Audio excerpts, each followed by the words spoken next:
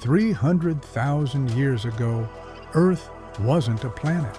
It was a slaughterhouse. Imagine a world where the air vibrated with the roars of creatures that defied logic. Saber-toothed cats with fangs longer than your forearm, giant hyenas that cracked elephant bones like toothpicks, and baboons the size of grizzly bears that hunted humans for sport. This wasn't Eden.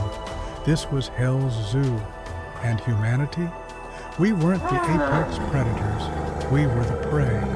Barefoot, clawless, and armed with sticks, we huddled in caves, listening to the screams of those who dared venture out after dark. But survival isn't about strength. It's about cunning.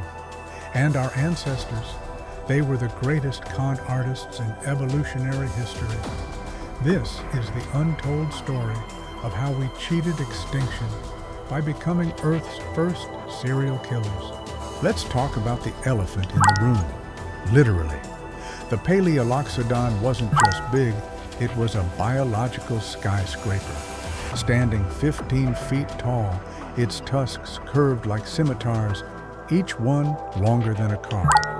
To hunt this behemoth, Homo erectus didn't just throw spears, they engineered chaos. Tribes of 20 to 30 hunters would split into teams, some hurling stones to disorient the herd, others driving juveniles into swamps to slow the adults. But the real genius, fire. They'd torch the grasslands, herding entire families of elephants into kill zones. And when the matriarch charged, they'd strike her Achilles heel, the trunk, sever that, and she'd drown in her own blood within minutes. But the elephants fought back. Fossilized skulls show heel fractures from tusk strikes and human teeth marks.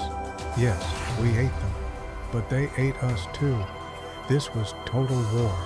And in war, there are no rules, only survivors.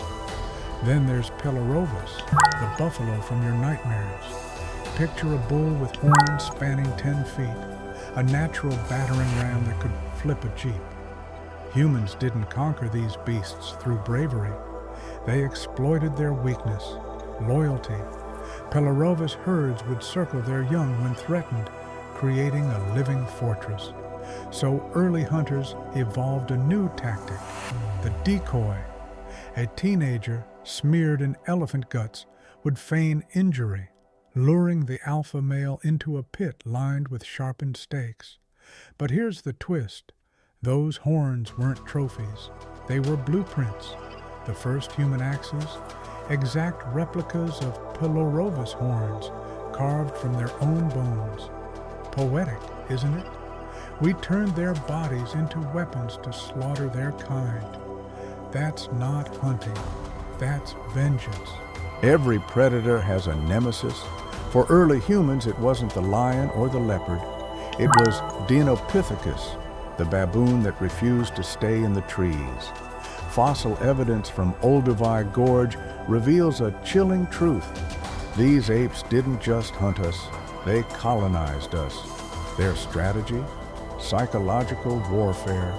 Dinopithecus packs would shadow human tribes for days, mimicking our cries, learning our patterns. At dusk, they'd strike, snatching infants from their mother's arms and devouring them alive in the treetops. But humans adapted.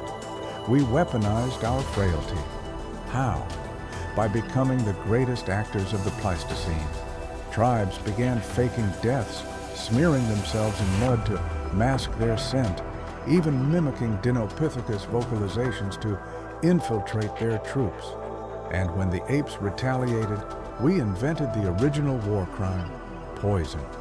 Crushed acacia thorns tipped our spears, paralyzing their muscles mid-leap.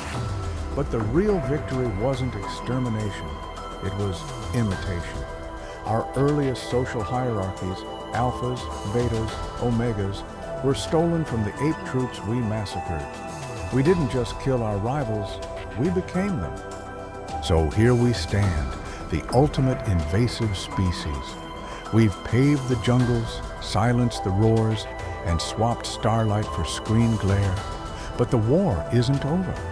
Deep in our DNA, the ghosts of butchered giants whisper a warning: extinction is contagious. The same greed that erased the mammoth now devours rainforests and reefs. The difference? This time, there's no new frontier, no undiscovered continent to exploit. The monsters we're fighting now wear suits, not fur.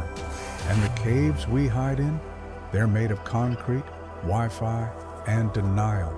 But remember this: evolution doesn't care about guilt, it doesn't care about justice, it only cares about survival. So ask yourself, when the next catastrophe comes, will we be the heroes or the dinosaurs?